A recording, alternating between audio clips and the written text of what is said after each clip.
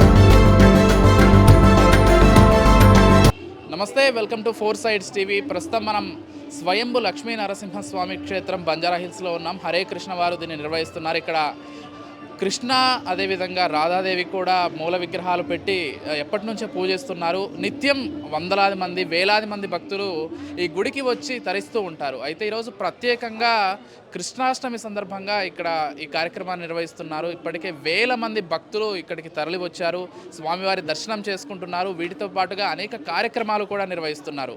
ఇక్కడ ఈరోజు దాదాపుగా 5 అభిషేకాలు నిర్వహిస్తున్నారు. ఈ తెల్లవారుజాము నుంచే ఇక్కడ దర్శనం కూడా ప్రారంభమైంది. ఈరోజు అర్ధరాత్రి 1 గంట వరకు కూడా ఈ దర్శనాలు ఉంటాయని టెంపుల్ అథారిటీస్ కూడా మనకు చెప్తున్నారు. దాంతోపాటుగా ఈ ప్రముఖ పుణ్యక్షేత్రమైనటువంటి ఈ గుడికి సంబంధించి కొన్ని వందల ఏళ్ల చరిత్ర ఉంది. దాదాపు 1000 ఏళ్ల చరిత్ర ఉన్నట్లుగా కూడా ఇక్కడ స్థానికులు కావచ్చు, గుడికి సంబంధించినటువంటి పూజారులు కావచ్చు చెప్తున్నారు. ఎప్పుడో అంటే అహోబిలంలో మనందరికీ తెలుసు, లక్ష్మీనరసింహస్వామి మొదటిసారిగా అక్కడ ఉద్భవించారని, అక్కడ హిరణ్యాక్షుని చంపడానికి ఉద్భవించారు ప్రహ్లాదుడి కోసం మనందరికీ తెలిసిందే. అయితే ఆ తర్వాత లక్ష్మీనరసింహస్వామి ఈ క్షేత్రానికి వచ్చి ఇక్కడ నుంచి యాదగిరి గుట్టకు వెళ్ళి ఆయన అక్కడ కూడా మూల విరాట్గా ఉన్నటువంటి సందర్భం మనందరికీ తెలిసిందే. మనం చూసుకోవచ్చు ఈ గుడిలి ప్రాముఖ్యత అయితే చాలా ఉంది. కొన్ని వందల ఏళ్ల చరిత్ర ఉందని మనం కూడా చెప్పుకున్నాం. ఇక్కడ ఉన్నటువంటి లక్ష్మీనరసింహస్వామి మాత్రమే కాదు, ఇక్కడ ఒక ఆంజనేయ స్వామి కూడా ఉంటారు, పంచముఖ ఆంజనేయ స్వామి. ఆ ఆంజనేయ స్వామి కూడా ఇక్కడ చాలా ఫేమస్ అని చెప్పుకోవాలి. ఇక దాంతోపాటుగా హరే కృష్ణ వారు స్వయంగా ఈ మొత్తం బాధ్యతలు తీసుకొని ఇక్కడ గుడిని మొత్తం కూడా నిర్వహిస్తున్నారు. ఇక్కడ రాధాకృష్ణులు కూడా అంతే ఫేమస్ అని చెప్పుకోవాలి. ఇకపోతే ఒక్కసారి మనం ఈ గుడి ఏ విధంగా ఉంది ఏంటి, అదేవిధంగా కొద్దిసేపటి తర్వాత భక్తులతో కూడా మాట్లాడించే ప్రయత్నం చేద్దాం. ఇక్కడ కార్యక్రమాలు కూడా మీకోసం స్వయంగా అన్నీ కూడా చూపించే ప్రయత్నం చేస్తాం. గారులో అలా ఉంటారనమాట స్వామివారు. ఓకే. సహజంగా ఆంజనేయ స్వామి ఎక్కడ కూర్చొని ఉండరు. సో ఇక్కడ మాత్రము కూర్చున్న పొజిషన్లో ఆ జపం యొక్క పొజిషన్లో ఉంటారు. చతుర్భుజ 4 భుజాలు ఉంటాయి.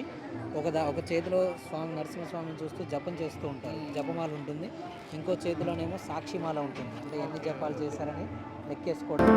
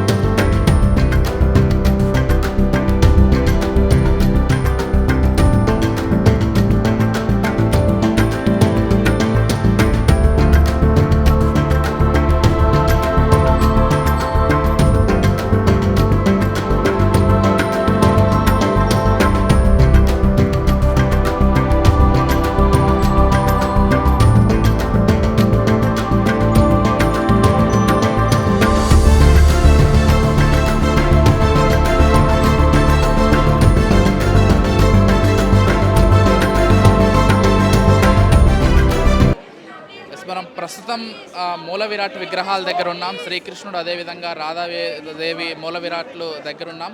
చూస్తున్నాం భక్తులు అంటే దాదాపు ఇక్కడ నుంచి ఒక 500 మీటర్ల ముందు నుంచే క్యూ లైన్ కూడా ఉంది. వేలాది మంది భక్తులు కూడా తరలి వస్తున్నారు. ఈరోజు అత్యంత విశిష్టమైనటువంటి రోజుగా కూడా పరిగణించవచ్చు.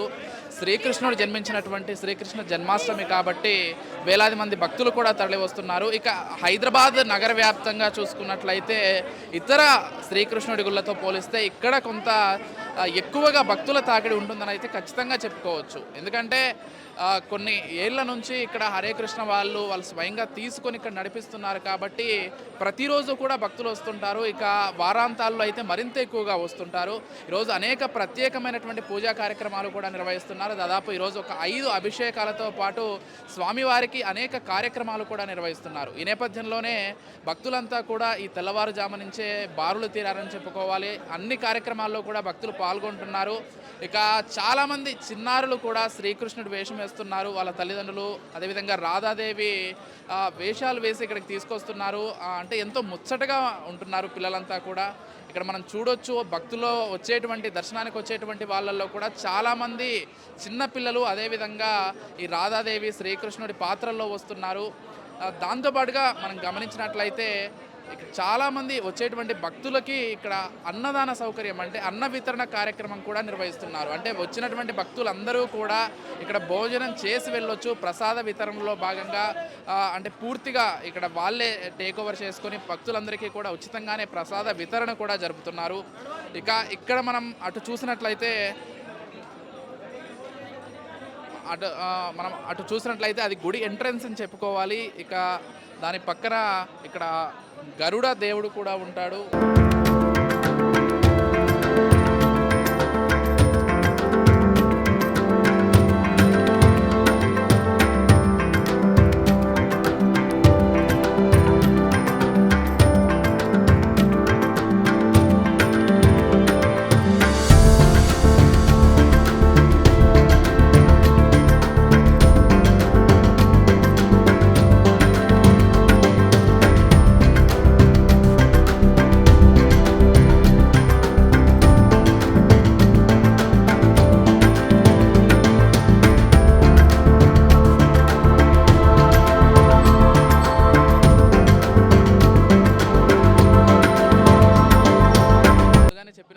గుడికి చాలా మంది పేరెంట్స్ వాళ్ళ చిన్నపిల్లల్ని వాళ్ళ పిల్లల్ని అందంగా రాధాకృష్ణులాగా రెడీ చేసి తీసుకొస్తున్నారు.